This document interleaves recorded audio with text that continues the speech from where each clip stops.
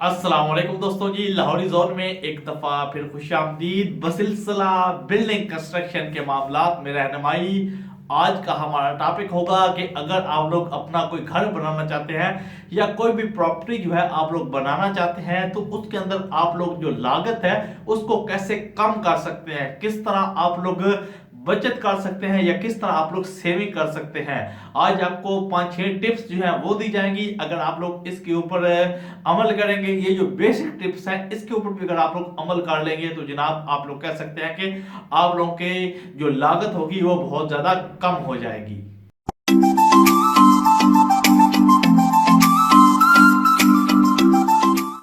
सबसे पहले नंबर पर मुरब्बा शक्ल का जो घर होता है वो मुस्ततील शक्ल के घर से ज्यादा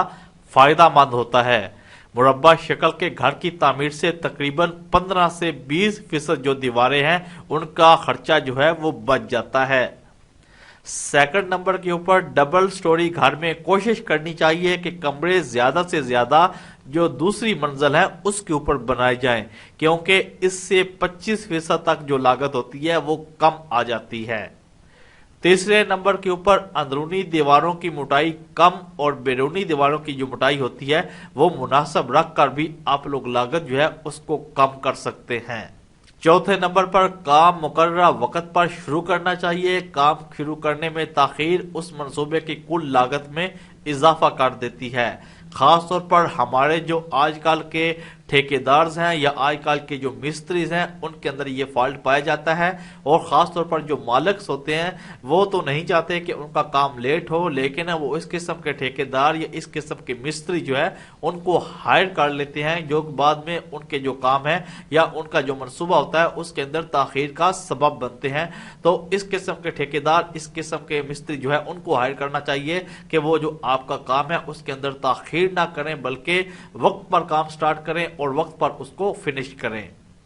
अगर आप लोग अपने घर की लागत के अंदर जनाब खर्चा जो है उसको कम करना चाहते हैं तो आप लोगों के लिए एक और ये भी चीज़ है कि जब आर्किटेक्चर यानी कि जब आप लोग नक्शा बनवाते हैं या डिज़ाइन बनवाते हैं, ठीक है, तो उसके अंदर आप लोग बिलावजह की जो डिज़ाइनिंग रखते हैं या दीवारों के अंदर बिलावजह की डिज़ाइनिंग रखते हैं, कमरों के अंदर बिलावजह की डिज़ाइनिंग रखते हैं, उससे बचें, क्योंकि इसके ऊपर आप लोग का जो पैसा है वो बहुत ज़्यादा ज़ाया होता है। अगर आप लोग इस किस्म की डिज़ाइनिंग से बच जाएंगे, आप लोग सिंपल और खूबसूरत डिज़ाइन रखेंगे तो आपका जो खर्चा है वो आपकी लागत जो होगी वो कम आएगी।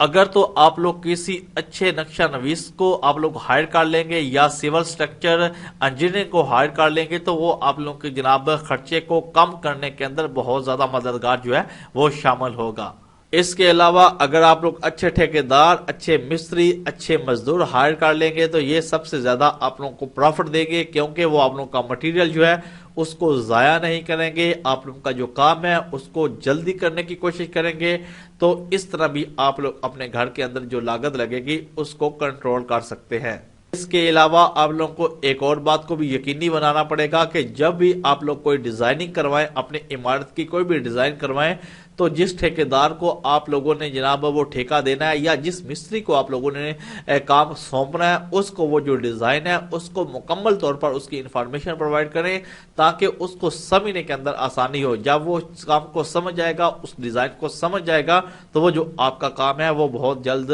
निपटाने की कोशिश जो है वो करेगा।